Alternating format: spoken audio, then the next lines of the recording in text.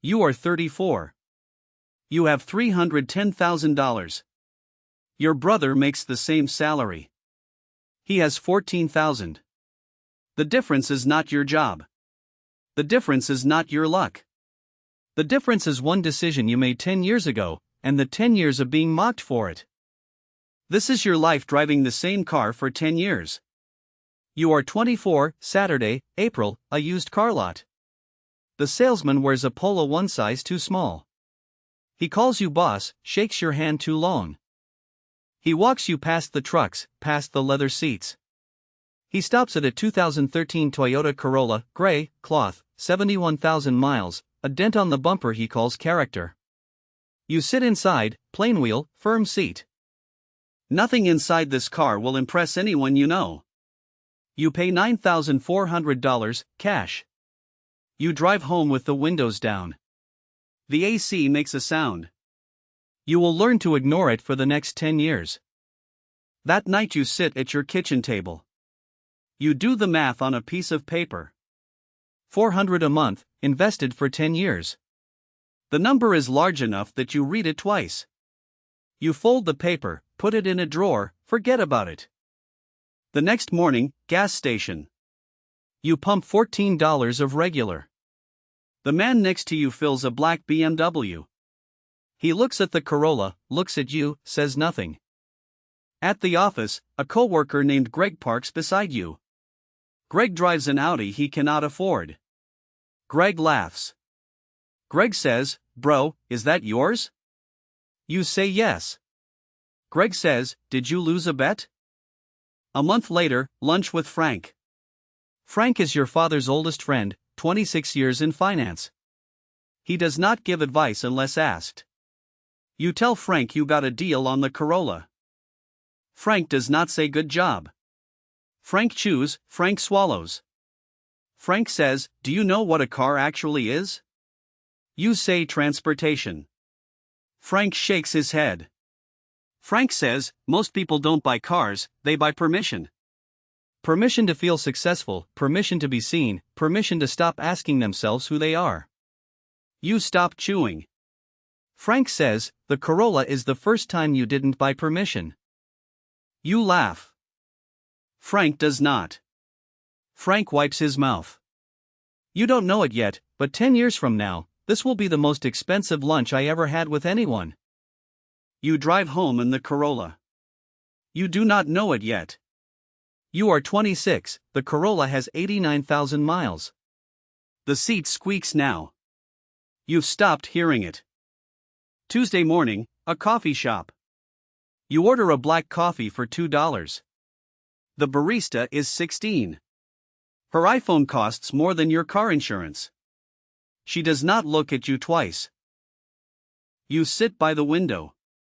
The lot fills, 3 Teslas in a row, 2 BMWs, a G-Wagon. You look at your Corolla. It looks like a joke nobody laughed at. That afternoon, Jordan calls. Jordan is your younger brother, 23, 8 months at his job. Jordan says, "I bought a car." You ask what kind. Jordan says, "A 2023 Acura, lease, $490 a month, basically free." You drive to Jordan's apartment that weekend. The Acura sits in the lot like a polished black bullet. Jordan walks around it the way men walk around things they cannot afford. Jordan's phone buzzes. Jordan glances at it. Something flickers across his face. He puts the phone away without answering. You don't ask. The car is still the car. Monday, the office. Greg is back. Greg has new rims on the Audi. Greg says, "Still rocking the Toyota?" You say yes. Greg says, "Man, you good? Like financially? You good?" You say you're good. Greg walks away.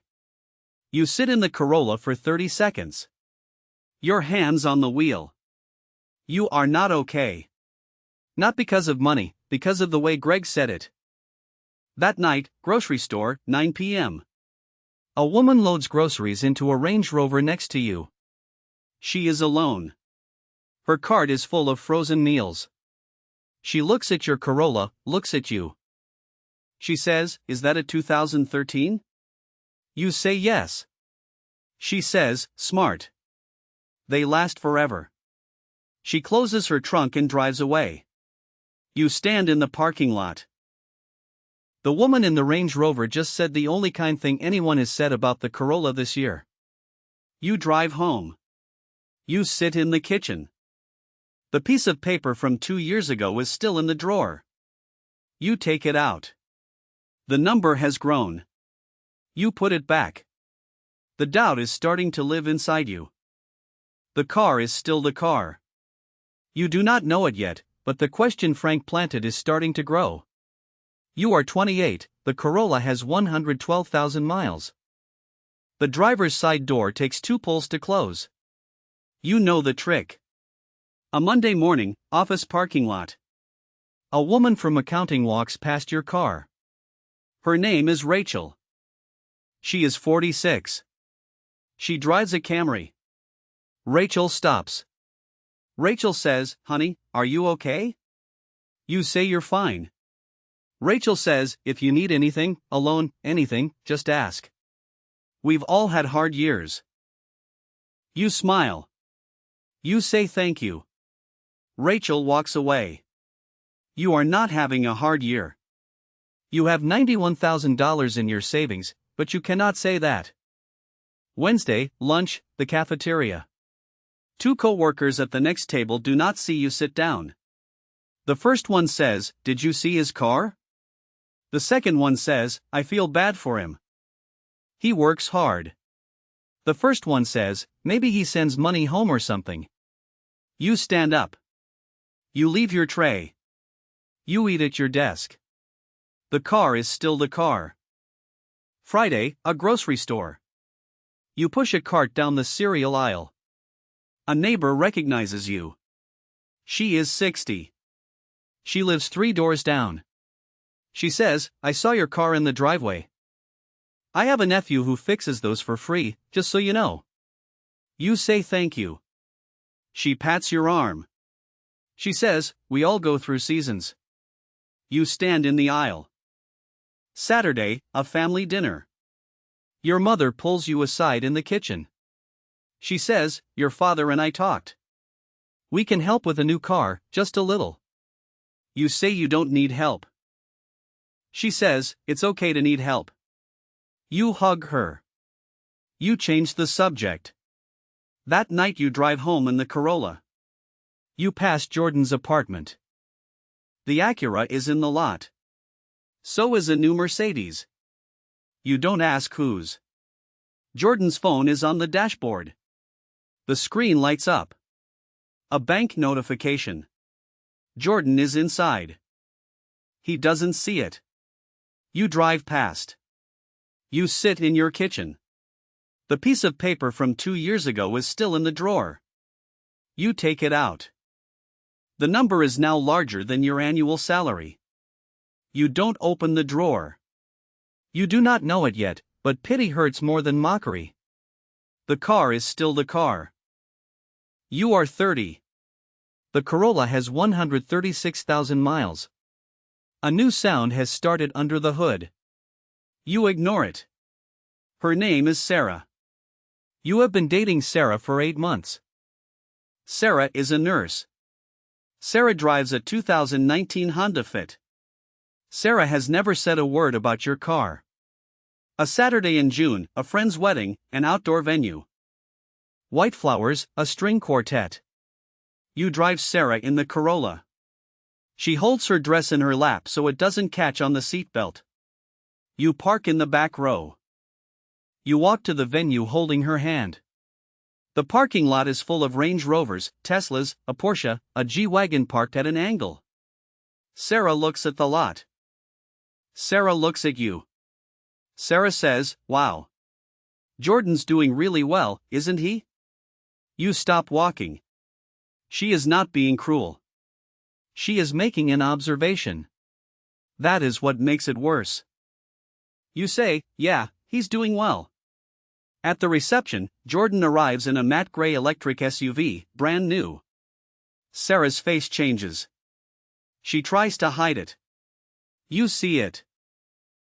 Jordan walks over. Jordan hugs you. Jordan smells like cologne that costs more than your monthly grocery bill. Jordan's phone buzzes inside his jacket. Jordan does not check it. Jordan's eye twitches. Jordan says, "Bro, you gotta upgrade. Just once. You'll feel different." You smile. You say maybe. That night Sarah is quiet in the car. Halfway home she says, "I just want you to enjoy your money, that's all." You drop her at her apartment. You drive home alone. The car is still the car. You sit on your couch at 1 a.m. You open your phone, a car app. You scroll. A 2024 Lexus, $43,000, financing available. Your thumb hovers over the button. You think about Sarah's face in the parking lot. You think about Jordan's cologne. You think about Frank. You close the app. You put the phone down. You sit in the dark for 20 minutes. You open the drawer. You take out the paper. The number is $148,000. You put the paper back. The next morning, a gas station. You pump $15 of regular. A man at the next pump is filling a brand new pickup truck. He is on the phone. He says, "Yeah, $800 a month. I can barely breathe." He hangs up. He smiles at you. He says, "Nice morning." You say it is. You drive home. You sit in the kitchen. Your phone lights up. A text from Sarah. It says, "I'm sorry about last night. You don't need to upgrade for me." You stare at the screen for a long time. You do not know it yet, but tonight was the night you almost broke. The car is still the car. You are 32. The Corolla has 162,000 miles. The check engine light came on 3 weeks ago. You drove it to a mechanic. He said it was a sensor. He fixed it for $90. The light is off. A Tuesday in February, 6 in the morning, 12 degrees outside. You walk to the Corolla in the dark. You turn the key. Nothing. You turn it again. A click, silence. The battery is dead. You sit in the cold for 30 seconds. You do not panic. You have done this before. You call AAA. The driver arrives in 20 minutes. He is 25. He has a beard and a coffee in his cup holder. His name tag says Marcus. Marcus opens the hood. Marcus connects the jumper cables. Marcus looks at the Corolla. Marcus looks at you. Marcus says, "How long you had this?" You say 8 years. Marcus stops what he is doing. Marcus says, 8 years? Same car? You say yes. Marcus shakes his head. Marcus smiles.